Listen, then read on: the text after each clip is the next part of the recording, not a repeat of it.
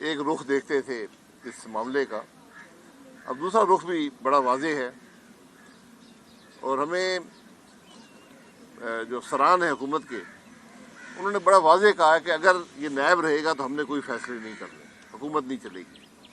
تو آج حکومت کے پاس ایک بڑا فیصلہ ہے کہ نائب کو ختم کرنا ہے یا رکھنا ہے، اور میں پچھلے 3 سال سے کہہ رہا ہوں کہ آپ کے پاس چوائس یہی ہے کہ یا نائب کو چلائیں یا حکومت چلائیں۔ یہ فیصلہ آج ہم سب نے کرنا ہے۔ اس میں یقیناً جو اپوزیشن ہے، جو اب حکومت میں ہے، کیسز سارے اسی پر بنے ہوئے ہیں، تو الزام یہ لگے گا کہ یہ اپنے کیس ختم کروانا چاہتے ہیں۔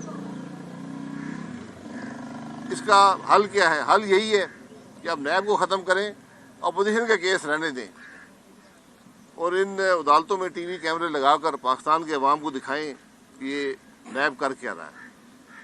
اس لیے یہی واحد حل ہے۔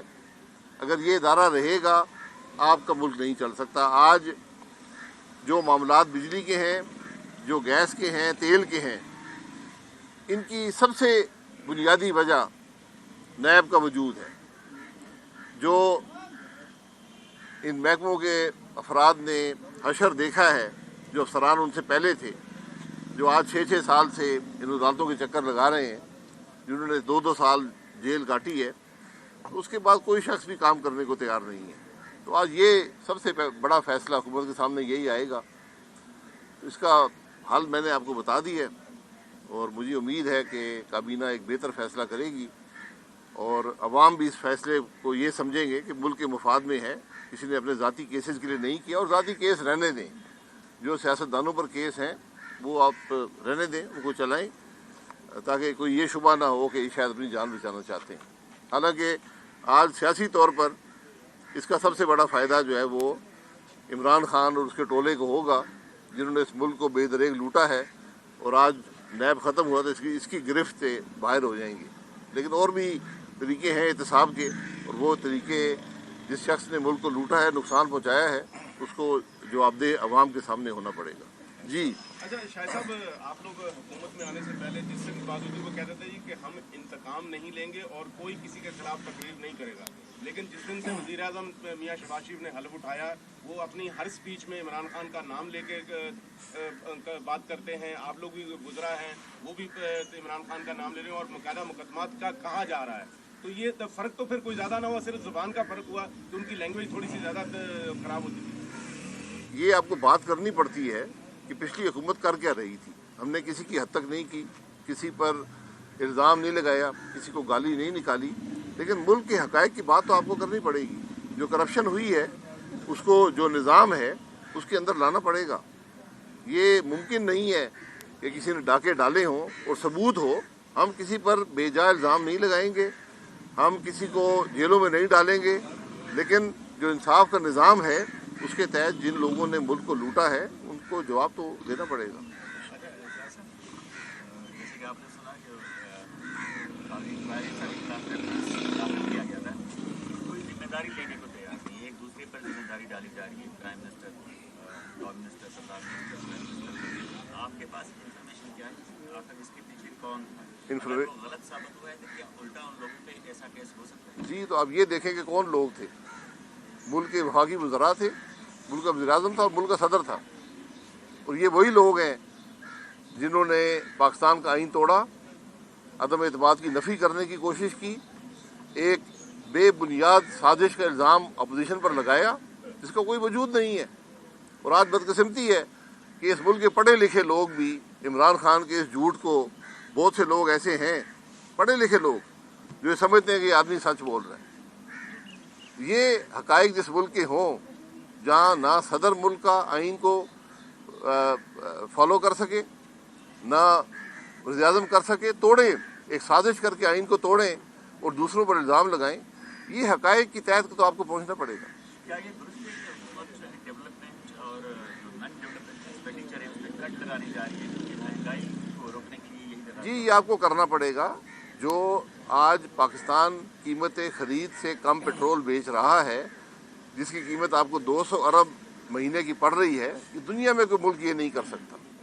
तो ये आपको जो तबाही इमरान खान ने मुल्क के अंदर इस पूरे निज़ाम की फैलाई है, चाहे बिजली का निज़ाम हो, गैस का हो, पेट्रोल का हो, डीजल का हो, इन सब की दुरुस्ती करनी पड़ेगी। और ये बड़े मुश्किल फ़ैसले हैं, ये तकलीफ़देह फ़ैसले हैं।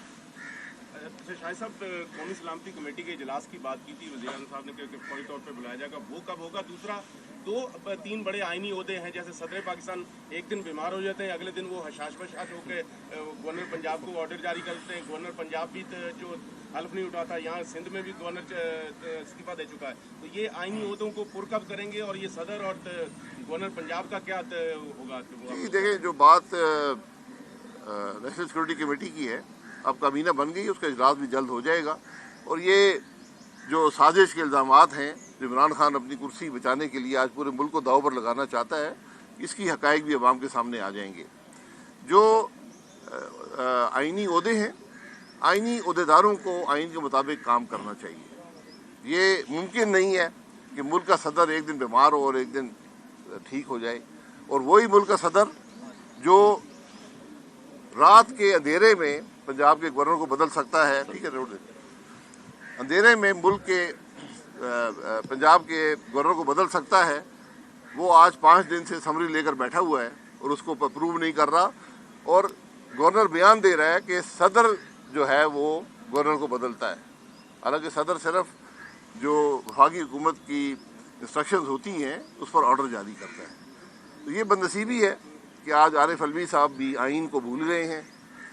आइन पढ़ लें, अपनी ज़िम्मेदारी अदा करें। वो इमरान खान के सदर नहीं है, वो पाकिस्तान के आइनी सदर हैं। उसके मुताबिक उनको अपनी ज़िम्मेदारी अदा करनी चाहिए, और ज़िम्मेदारी इस तरह अदा करनी चाहिए कि आज जो हुकूमत आई है उसको ये महसूस ना हो कि हम जब आए हैं तो मुल्क का सदर जो है वो मुल्क के आइनी सदर से हटकर PTI का सदर बन गया। अच्छा सर, इलेक्शन के हवाले से बताइएगा, इलेक्शन की क्या तैयारी किया जा रही है? मरदमशुमारी पर जो है तमाम ही अपोजिशन जमातों को जो है काफ़ी ज़्यादा परेशानी लाहक थी पहले, और वो बयान भी दे चुके हैं इस पर।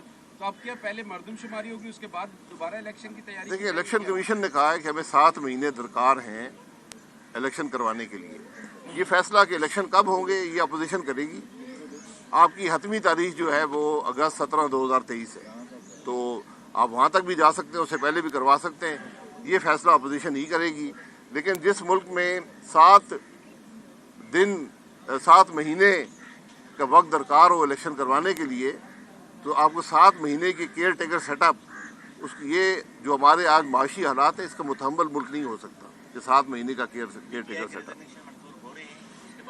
ये इलेक्शन कमीशन का काम है जी, और जिन लोगों ने इस्तीफे दिए हैं वो उनको वेरीफाई करना पड़ेगा। मेरा ख्याल है कि उन्होंने वाकई उन्होंने दिए हैं या ज़बरदस्ती करवाए गए हैं, क्योंकि इस्तीफे जो आए हैं वो एक साइक्लो स्टाइल पेपर बनाए हैं, इस पर थोड़ा इबहम है।